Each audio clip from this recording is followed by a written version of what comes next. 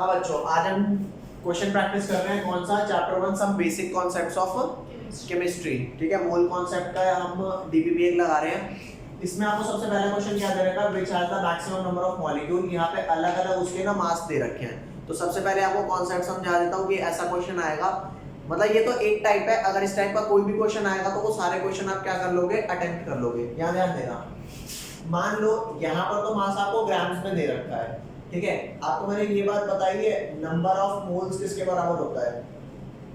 Number of moles किसके बराबर होता है भैया? Given mass by mass upon में मोलर मास। तो जैसा कि आप बच्चे जानते हो कि C का मास कितना होता है? C का मास 12 होता है। O का मास कितना होता है? हाँ, तो सबके में है ना। देखो ये वाला नंबर ऑफ मोल्स जो होता है, ये फॉर्मूला तब लगेगा जब गिवन मास आपको ग्राम्स में दे रखा होगा। किसके अंदर दे रखा होगा? ये फॉर्मूला तब लगाना है। अगर यहाँ पे मास आपको ग्राम्स में ना दे करके यूनिफाइड या AMU में दे रखा होगा ना, यूनिफाइड या AMU में, तो आप ये फॉर्मूला नहीं लगाओगे। तो फिलहाल नंबर ऑफ मोल्स कैसे निकलेंगे, यहाँ ध्यान देना। फर्स्ट पार्ट में अगर मैं सॉल्व करता हूँ 44 ग्राम ऑफ CO2, तो आप इसे कैसे सॉल्व करोगे? गिवन मास कितना होगा इसका? 44 ग्राम। और CO2 का मास कितना होता है? CO2 का C प्लस O2 हो गया, कार्बन का 12 होता है, O का कितना होता है? 16 into 2, ये कितना हो गया? 32 प्लस 12 44। तो इसका जो मास हो गया 44 ग्राम पर मोल हो गया। अब मैं डिवाइड करूंगा 44 ग्राम पर मोल को, तो कितना हो जाएगा? ग्राम से ग्राम गया और ये मोल हो गया, ठीक है जी। और ये 44 से 44 कटा, 1 मोल आंसर आ गया, ठीक है। अब ये 1 मोल पता है क्या आया है? ये 1 मोल CO2 के मॉलिक्यूल हैं। क्या है ये समझना, ये 1 मोल मॉलिक्यूल है। अगर यहाँ पे CO2 नहीं लिखा होता, सिर्फ C लिखा होता ना, तो वो 1 मोल C एटम होते। फिलहाल CO2 क्या है? एक मॉलिक्यूल है, तो ये 1 मोल क्या है? 1 मोल मॉलिक्यूल ऑफ CO2। अब किसी भी चीज के मोल को उसके नंबर में कन्वर्ट करने का क्या मतलब होता है? वो मतलब होता है कि अगर आपको नंबर ऑफ मॉलिक्यूल चाहिए, यहाँ पे तो मोल्स बताया ना, तो नंबर ऑफ CO2 मॉलिक्यूल चाहिए, तो आप क्या करोगे? एवोगाड्रो नंबर को मल्टीप्लाई कर दोगे। तो 1 को आप किससे मल्टीप्लाई कर दो? Avogadro number. तो इतने मॉलिक्यूल्स आंसर हो गया। अरे बोलो भाई, ठीक है। तो यहाँ पे अब आप एक बात तो जानते हो ना कि जिसके मोल्स ज्यादा आएंगे, अरे बोलो, इसके मोल्स ज्यादा आएंगे, उसके मॉलिक्यूल भी ज्यादा ही होंगे। तो यहाँ पर ध्यान दो, इसके मोल्स आपके आ गए 1 मोल, और इसके मोल कितने आ जाएंगे? O2 का आपका आ जाएगा number of moles, given mass 44 हो गया, ठीक है। और O2 का मोलर मास कितना हो जाएगा? O प्लस O कितना हो गया? 16 प्लस 16 32 ग्राम पर मोल। तो ये कितना आ गया? ये आपका 32 ग्राम पर मोल। ग्राम से ग्राम अगेन कट गया। अगर आप 42 को 32 से काटोगे तो कितना आएगा? जल्दी 1.37। तो 1.37 मोल आ गया।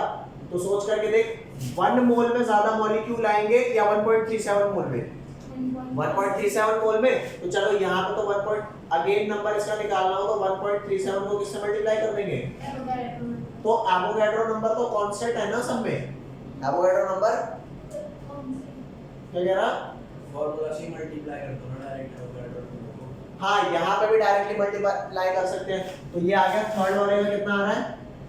ऐसे ही थर्ड वाले का आएगा 8 ग्राम ऑफ H2 का मोलर मास कितना हो जाएगा? इसका मोलर मास हो जाएगा 2 ग्राम। क्यों? हाइड्रोजन का मान होता है, ठीक है भैया। तो यहाँ पे नंबर ऑफ मोल्स कितने आ गए? 8 अपॉन में 2 ग्राम पर मोल। कितना आ गया? 4 मोल। ओ भाई साहब, बाकी सब तो 1.37, ये कितना है? 4 मोल। तो इसके मॉलिक्यूल ज्यादा होगा। नेक्स्ट निकाल ले 64 ग्राम ऑफ SO2। 4 हो गया 64 ग्राम ऑफ SO2। इसे भी कैलकुलेट करेंगे। सल्फर कितना होता है? 32, और ऑक्सीजन ये भी 32। तो क्या आंसर हो गया? Given mass by molar mass. ये 1 मोल। तो कौन सा आंसर हो गया भैया इसका? इसका आंसर C हो गया। इसे मार्क करो जल्दी से। अच्छा, अब इस क्वेश्चन को थोड़ा चेंज कर देते हैं। ठीक है, इस क्वेश्चन को अगर मान करके चलिए यहाँ पे 44 ग्राम ना दिया, भाई ये वाला क्वेश्चन आप लोगों ने लिख लिया, इसका स्क्रीनशॉट ले लो, लिख लो तसल्ली से, ठीक है। अब मैं इसी क्वेश्चन को चेंज कर रहा हूँ कि अगर चेंज फॉर्म में आएगा तो क्या करोगे।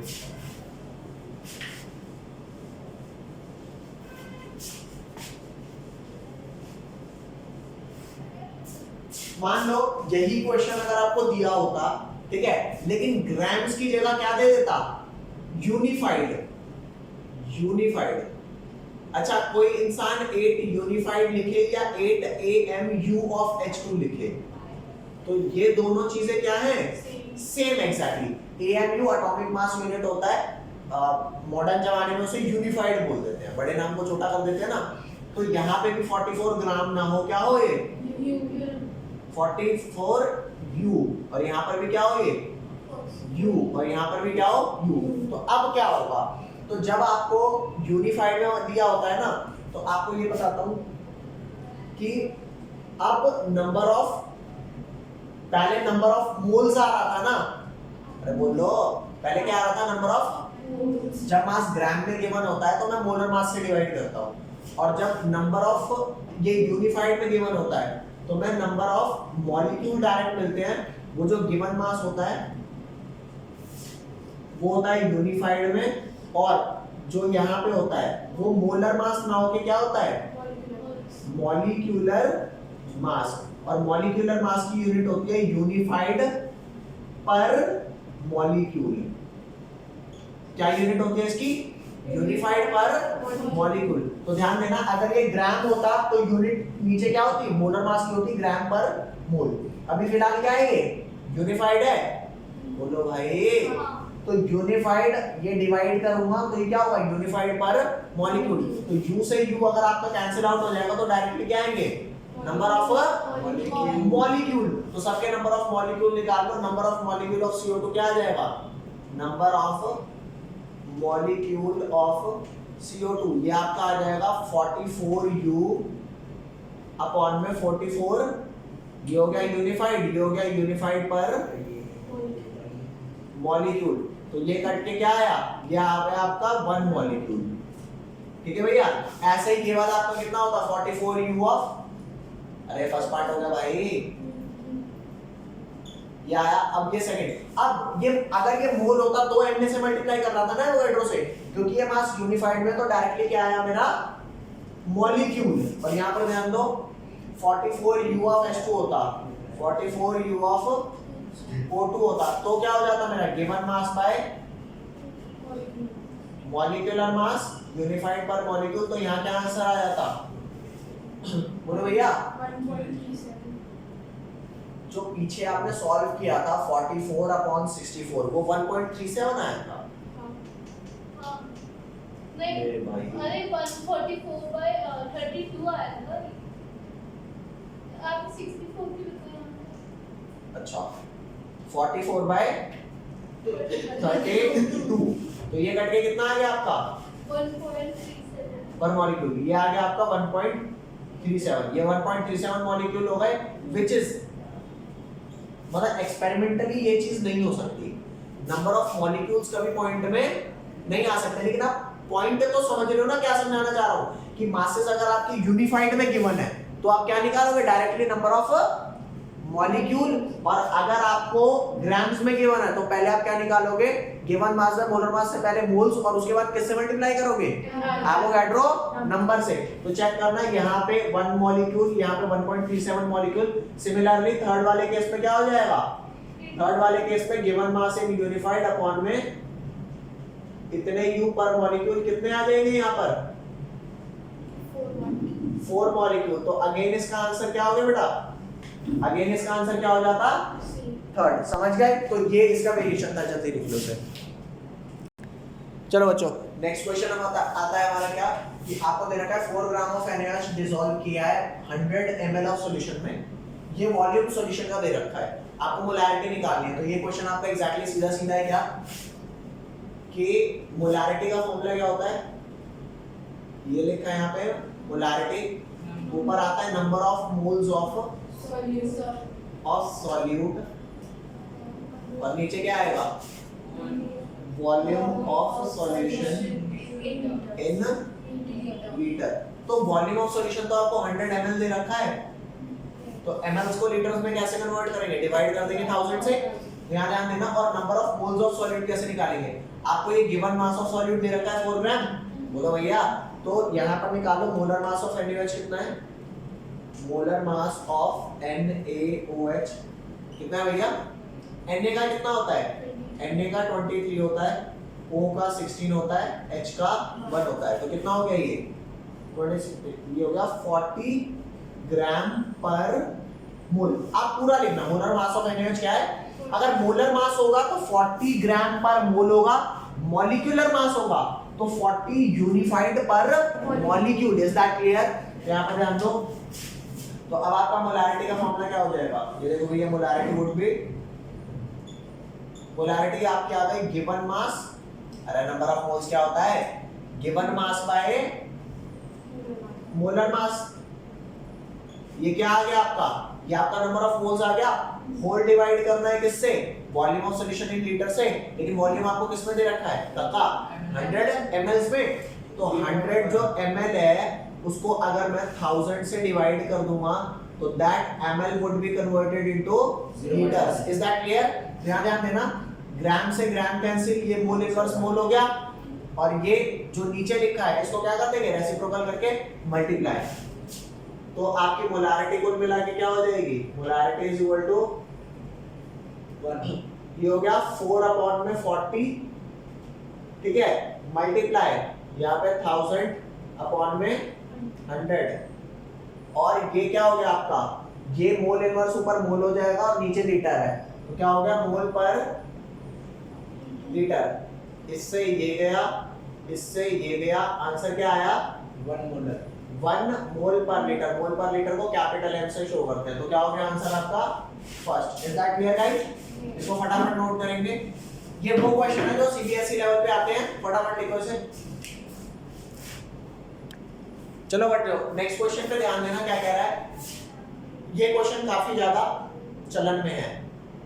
क्या कहता है कि आपने दो सॉल्यूशन लिए, एक लिया 0.5 मोलर का मात्र 750 ml और एक लिया 2 मोलर का 250 ml। आपने इन दोनों को मिक्स कर दिया और दोनों HCl है, वो भी HCl और ये भी HCl। इसमें कॉन्सेंट्रेटेड ज्यादा कौन सा है? 0.5 वाला या 2 वाला? 2 मोलर वाला ज्यादा कॉन्सेंट्रेटेड है, ठीक है भैया। अब जो नेट सॉल्यूशन आएगा ना उसकी क्या मोलैरिटी होगी वो निकालते हैं, ठीक है भाई? अरे बोलो। तो इसका एक सिंपल सा फॉर्मूला होता है, क्या? यहाँ ध्यान दो कि मान लो एक सॉल्यूशन है जिसकी मोलैरिटी कुछ है और वॉल्यूम कुछ है। क्या है? मोलैरिटी कुछ और वॉल्यूम कुछ, प्लस दूसरा सॉल्यूशन जो है उसकी मोलैरिटी कुछ है और वॉल्यूम उसका, समझ रहे हो? तो इनका टोटल जो सम होगा ना वो बराबर आएगा molarity of final solution into में वॉल्यूम ऑफ फाइनल सॉल्यूशन। तो यू गाइस टेल मी, अगर आप एक सॉल्यूशन लेते हैं, सपोज कितना कितना है 750 ml, एक हमने कितना लिया 750 ml और दूसरा सॉल्यूशन कितना लिया बच्चों 250 ml। बताओ ये दो सॉल्यूशन है या नहीं? इस वाले सॉल्यूशन को 1 नाम दे दूं और इस वाले सॉल्यूशन को क्या नाम दे दूं 2। अब चेक करके देखना 750 ml वाला कितना मोलर है 0.5 मोलर और ये कितना मोलर है 2.0 मोलर। तो अब जब आप नेक्स्ट दोनों को मिला दोगे तो नेक्स्ट सॉल्यूशन का वॉल्यूम कितना आएगा बताओगे? 750 ml प्लस 250 ml कितना आ गया 1000 ml। बस आपको ये नहीं पता यार कि तुम दोनों के मिलने से यहाँ पे नेक्स्ट मोलैरिटी क्या होगी। तो मैं इसको मोलैरिटी ऑफ फाइनल सॉल्यूशन बोल दूं। तो आप चेक करके देखो, आपके पास पहले सॉल्यूशन का वॉल्यूम और मोलैरिटी दोनों गिवन है, दूसरे सॉल्यूशन का वॉल्यूम और मोलैरिटी दोनों गिवन है, और फाइनल ऑब्वियस सी बात है वॉल्यूम 750 प्लस 250 क्या होगा 1000 ही होगा। तो ये VF ला करके होल के नीचे डिवाइड कर दो, you will get the molarity of the final solution. तो ये क्या हो जाएगा भैया ध्यान दो, molarity of final solution equal to M1V1 plus M2V2। अच्छा अगर तीसरा सॉल्यूशन होता ना, अरे बोलो, तो हम कहते हैं M final V final is equal to M1V1 plus M2V2 plus M3। जितने सॉल्यूशन होंगे उतना आप कर दोगे। m2 v2 अपॉन में v फाइनल। तो ये आंसर कितना आ गया भैया, m1 कितना है। अच्छा ऐसा जरूरी नहीं है कि आप इस वॉल्यूम को ml की जगह लीटर्स में डालो, करना पता है क्या है, बस यहाँ पे वॉल्यूम अगर आप ml में ले रहे हो ना, तो यहाँ भी वॉल्यूम क्या डालना, ml में। अगर ये लीटर में लेते तो भी यहाँ क्या डालते, हाँ इस चीज का बस ख्याल रखना, बाकी और कोई दिक्कत नहीं है। तो इसे कैसे सॉल्व करेंगे भैया, ध्यान देना। पहले वाला m1 v1 कितना है, m1 है 0.5 और v1 कितना है 750, ओके, प्लस m2 कितना है 2 इंटू वॉल्यूम कितना है 250, दिस होल डिवाइडेड बाय 1000। इसे सॉल्व करके बताएंगे, जो आंसर आएगा उतना मोलर होगा m फाइनल। क्या आ रहा है बच्चों, एक बार कैलकुलेट कर लो इसको। तो बच्चों यहाँ ध्यान देना, 0.5 को 750 से करोगे तो कितना आएगा आपका, ये आएगा 375 प्लस 2 इंटू 250 कितना आया 500 अपॉन में ये आया 1000। तो ये कितना आ गया आपका, ये आपका सॉल्व होकर के आ गया 375 500 875, तो 0.875 मोलर। सो आंसर आपका क्या हो गया बच्चों, ये हो गया। इज दैट क्लियर, इसे फटाफट लिखो। नेक्स्ट क्वेश्चन ध्यान देंगे बेटा, अगला ये कह रहा है नंबर ऑफ एटम निकालना है हीलियम का। पहले आप बताओ हीलियम एटम है या मॉलिक्यूल है, एटम। हाँ ये एटम है। और मैंने आपको क्या बताया था, अगर आपको नंबर ऑफ, देखो नंबर ऑफ मॉलिक्यूल या नंबर ऑफ एटम डायरेक्टली निकल जाता है अगर आपका मास यूनिफाइड में पहले से दे रखा हो। अरे बोलो, अगर मास ग्राम्स में गिवन होता तो मैं गिवन मास में मोलर मास करता, लेकिन यहाँ मास किस में गिवन है, हाँ तो हीलियम एटम है तो डायरेक्टली नंबर ऑफ एटम्स निकल जाएंगे, और अगर हीलियम मॉलिक्यूल होता तो क्या निकलते हैं, डायरेक्टली नंबर ऑफ मॉलिक्यूल्स। अरे बोलो भाई, तो यहाँ ध्यान दो, तो इसका आंसर क्या हो जाएगा कि नंबर ऑफ एटम्स क्या हो जाएगा। अच्छा इन्होंने इंफॉर्मेशन प्रोवाइड कर रखी है कि कितना एटॉमिक मास है, और एटॉमिक मास आपको याद नहीं करने होते, ये बात मैं पहले ही बता चुका हूँ। तो नंबर ऑफ एटम्स क्या हो गया भैया आपका, गिवन मास बाय अपॉन में एटॉमिक। देखो अगर आप नंबर ऑफ मॉलिक्यूल निकालते तो मॉलिक्यूलर मास डालते, क्योंकि ये एटम्स है तो क्या होगा, एटॉमिक मास। तो गिवन मास भी u में होगा और एटॉमिक मास भी, मास एटॉमिक मास की यूनिट होती है u पर एटम। क्या होती है यूनिट, u पर एटम। Is that clear. तो यहाँ पे आप क्या लिख लोगे भैया, ऊपर दे रखा है कितना 100 u और यहाँ दे रखा है 4 u पर एटम। उन्होंने लिख तो रखा नहीं 4 u पर एटम है, लेकिन मतलब उसका वही होता है। तो ये कटा पिटा कितना आ गया 25। तो ये आंसर क्या हो गया भैया आपका 25 एटम्स। Is that clear. तो आंसर क्या मैच कर गया इसका 50 है। मिस्टेक गाइस, मिस्टेक क्या है 25, सॉरी माय मिस्टेक। जल्दी लिखो। चलो भैया यहाँ ध्यान देना, नेक्स्ट क्वेश्चन काफी इजी है। इसमें डायरेक्टली आपको पूछ रखा है सिग्निफिकेंट फिगर कितनी है, किसमें 70,007 के अंदर। इसका डायरेक्ट रूल लगता है क्या कि दो नॉन जीरो नंबर के बीच में जो जीरो होती है, अगर साइड में जीरो होती तो सिग्निफिकेंट काउंट नहीं होती, फिलहाल बीच में है ना सिग्निफिकेंट काउंट होगी। तो 7 ये भी काउंट होगा, बीच के 3 जीरो भी होंगे, तो 5 हो गया। इसका आंसर है सी। ठीक है भैया, जल्दी लिखो, नेक्स्ट पे आते हैं। चलो बच्चों यहाँ ध्यान देना, ये क्वेश्चन है, इसको थोड़ा ना इंपॉर्टेंट मार्क करना है इस क्वेश्चन को। तो इंपॉर्टेंट मार्क करना क्योंकि एसटीपी कंडीशन जनरली ना बच्चों को समझ नहीं आती। बहुत शॉर्ट में आपको एसटीपी समझा रहा हूँ, यहाँ ध्यान दो। एसटीपी बोलते हैं स्टैंडर्ड टेम्परेचर एंड प्रेशर को। ठीक है, स्टैंडर्ड टेम्परेचर प्रेशर पर जो 1 मोल गैस का मास वॉल्यूम होता है ना, 1 मोल गैस का वॉल्यूम वो होता है 22.4 litre.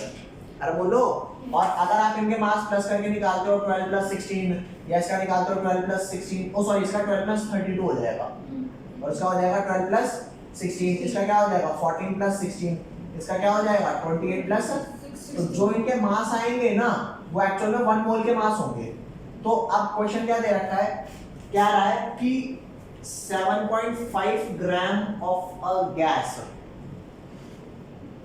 has a volume of 5.6 litre. तो क्या आपको ये बता रखा है कि एसटीपी पे कितना मास है कितने लीटर गैस का, ये बात बता दिया ना। तो मोलर मास निकालने के लिए कितने वॉल्यूम गैस का मास निकालूं? 22.4। क्यों? क्योंकि 1 मोल गैस का मास, 1 मोल गैस का जो वॉल्यूम होता है वो कितना होता है? 22.4। तो चेक करके देख, 5.6 लीटर का अगर इतना है तो मोलर मास निकालने के लिए क्या करूं? 22.4 लीटर का। तो यहां पर ध्यान दो कैसे करेंगे इसे। आप एक टेबल बनाओगे क्या? मास ऑफ गैस और यहां पे डालोगे volume of gas at HTP. तो यहां ध्यान दो भाई, आपका मास ऑफ गैस कितना है? 7.5 ग्राम। कितना भैया? 7.5 ग्राम कितने का है? 5.6 लीटर का।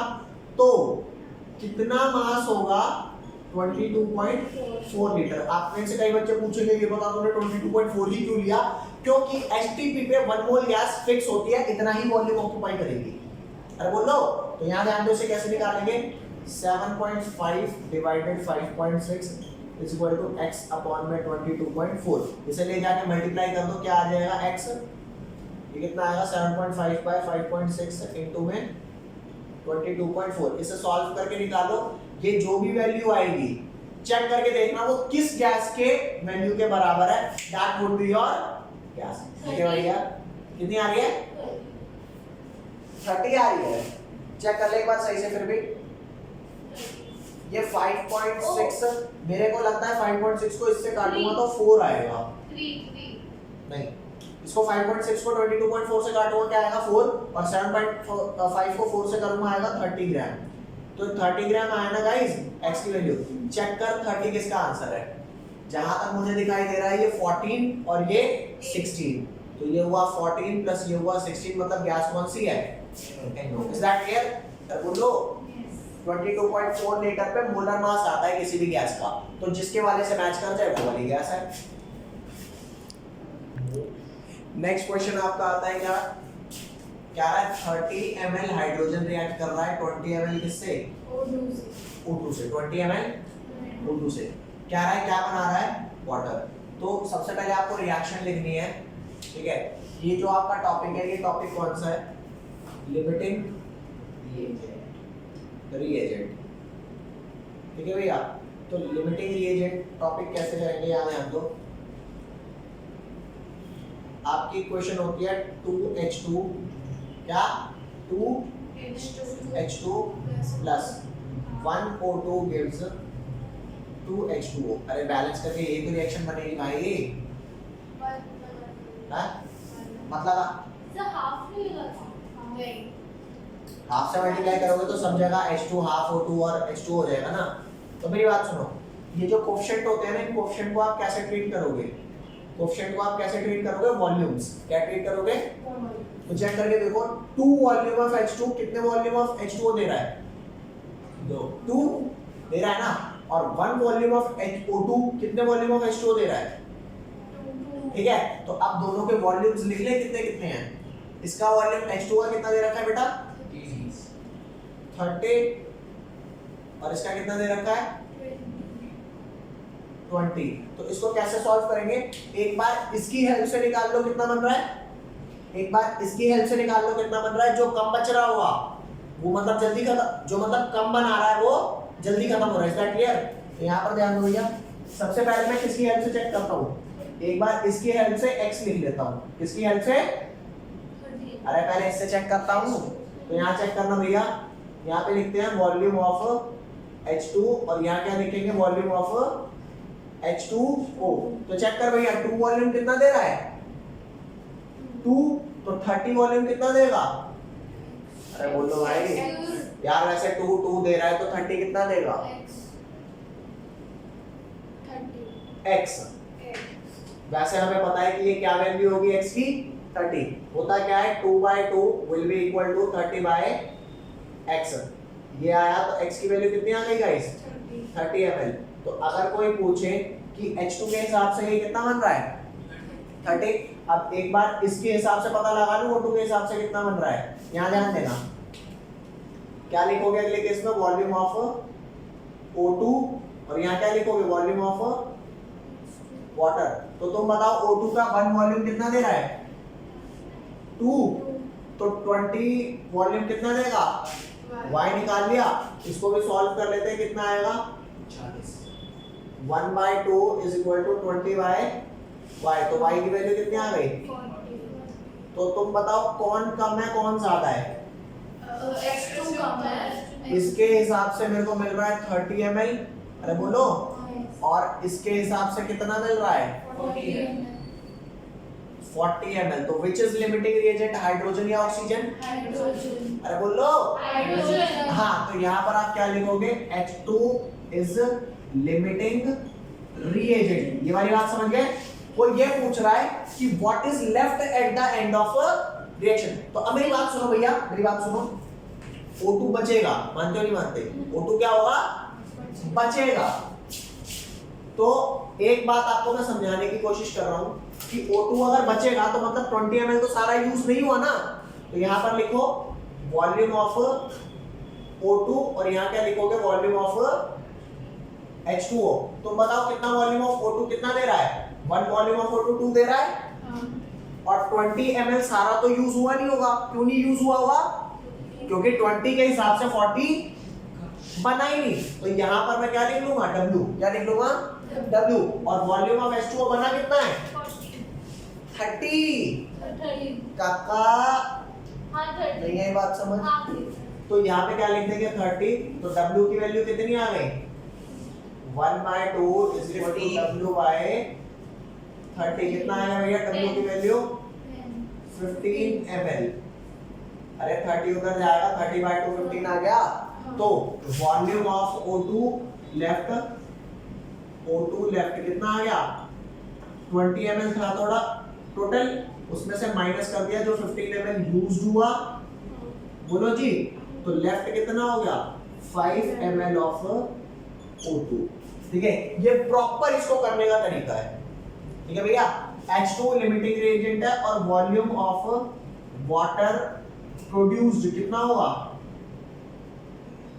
जो H2 के हिसाब से बना है that is 30 ml। Is that clear.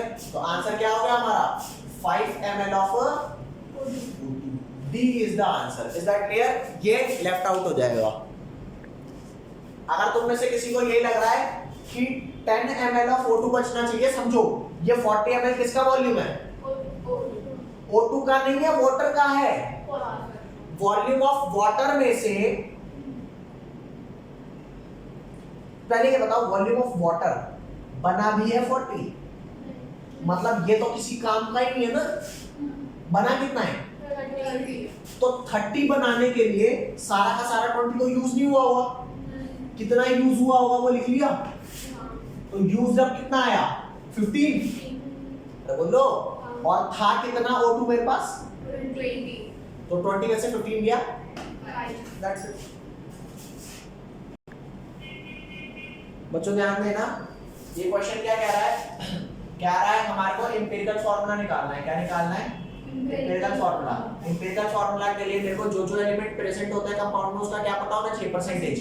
लेकिन यहाँ इस क्वेश्चन में परसेंटेज नहीं दे रखा है, ये दे रखा है कि जो गैस है वो हाइड्रोकार्बन है। हाइड्रोकार्बन का क्या मतलब होता है, उसके अंदर C है एंड कौन कौन है बेटा, C है और कार्बन और हाइड्रोजन ही है। और कार्बन और हाइड्रोजन को जब मैं कंबशन करता हूं तो वो इतने ग्राम वाटर देता है और इतने ग्राम क्या देता है गाइस। तो ये इंफॉर्मेशन दे रखी है। ठीक है, अब इस बात को समझो, जैसे C एंड H को मैं कंबशन करता हूं O2 की फॉर्म में, तो CO2 प्लस H2O मिलता है कि नहीं मिलता। तो सबसे पहले मैं ये पता लगाऊंगा कि इन एटम्स की परसेंटेज क्या है इन गैस में, समझ गए। तो ये कैसे करेंगे, याद ध्यान देना। आपको CO2 कितना मिला है 3.08 ग्राम और वाटर कितना मिला है 0.72 ग्राम। तो अब कार्बन कितना है या हाइड्रोजन कितना है, ये कैसे पता लगाएंगे, यहाँ ध्यान दो। C प्लस O2 चेक करना भैया क्या मिलता है, CO2। कार्बन 12 ग्राम होता है तब जाके 44 ग्राम मिलता है ये। अरे कार्बन का 12 ग्राम, C का 12 प्लस O2 का कितना 32, तो 44 आ गया।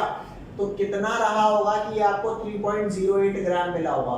तो ये निकाल देंगे कैसे, ये वेल्डिंग फ्यूल वाला क्वेश्चन है, सेम टू एग्जैक्टली हाँ वही वाला क्वेश्चन है ये। समझ रहे हो?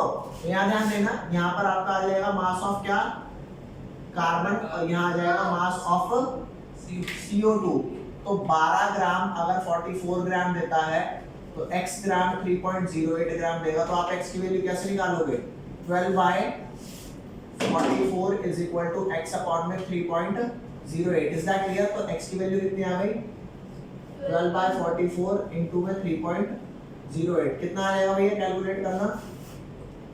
12 डिवाइडेड 44 इनटू 3.08, ये आ गया 0.84 ग्राम। 0.84 ग्राम मिल गया भैया। ऐसे ही मैं हाइड्रोजन का मास कैलकुलेट कर लूंगा। कैसे? H2 प्लस हाफ O2 क्या देगा जी? देखना भाई, H2 2 ग्राम, ये 16 ग्राम, कितना देगा? 18 ग्राम। तो कितना होगा कि 0.72 ग्राम देगा। इसको y मान लूं तो मास कैसे निकलेगा? मास ऑफ H2 और यहाँ क्या हो जाएगा? Mass of H2O। तो 2 ग्राम दे रहा है 18 ग्राम, तो y ग्राम लेट कर लेता हूँ 0.72 ग्राम। ठीक है भैया? तो ये आपका कितना आ गया? याद ध्यान देना, 2/18 is equal to y upon में 0.72। ये कितना आ गया y की वैल्यू? 2/18 इंटू 0.72। 2 से ये कटा 9 और 9 1 जा 9 8 जा, तो 0.08 आ गया। अरे बोल दो, तो 0.08 ग्राम आपका आ गया y। तो आपको हाइड्रोजन का भी मास मिल गया और आपको किसका मास मिल गया? कार्बन का भी। तो टोटल मास ऑफ गैस कितना होगा? टोटल मास ऑफ गैस कितना होगा guys? x plus y। x कितना है आपका? x है आपका 0.84 और वो कितना है? 0.08। तो ये कितना आ गया? 0.92 ग्राम। तो ये टोटल मास ऑफ गैस आ गया। इसमें परसेंटेज ऑफ कार्बन निकालने के लिए क्या करेंगे? चेक करो, परसेंट ऑफ कार्बन कैसे निकलेगा guys? Mass of carbon divided by mass of gas जो कि x प्लस y है इनटू 100। तो कार्बन का मास कितना है? 0.84 डिवाइडेड बाय 0.92 इनटू 100। ये वैल्यू कितनी आ रही है बता देता हूं आपको। 84 डिवाइडेड बाय 92 कर दिया, ये आ गया 91.3%। 91.3%। अगर ये 91.3% है तो परसेंट ऑफ हाइड्रोजन कितना हो जाएगा? 100 से माइनस कर दो क्योंकि दो ही हैं, तो ये आ जाएगा कितना? 8.7%। अब आपको परसेंटेज मिल गई है दोनों की, percent of carbon, percent of hydrogen. अभी ये लेफ्ट पार्ट आप लिख लो, मैं इसको मिटो रहा हूं। अब बच्चों यहाँ ध्यान देना, अभी आपको कार्बन का परसेंट मिल गया है, तो आपको यहाँ कार्बन का परसेंट लिख दो और हाइड्रोजन का क्या लिख दो? परसेंट। कितना कितना आया भैया? क्या है? 91.3%। और हाइड्रोजन का कितना आया? 8.7%। यही आएगा ना। अभी सबसे पहले मैं लेट ओवरऑल कंपाउंड वेट 100 ग्राम।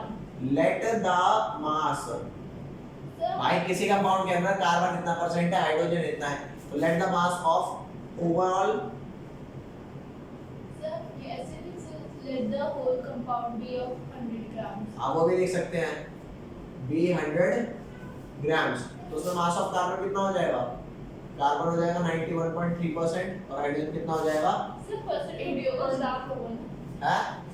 अब हमने 100 ग्राम ली तो हम ग्राम भी लिखेंगे सर। अच्छा हाँ, माय मिस्टेक। ये ग्राम हो गया और ये भी क्या हो गया? ग्राम। ठीक है भैया?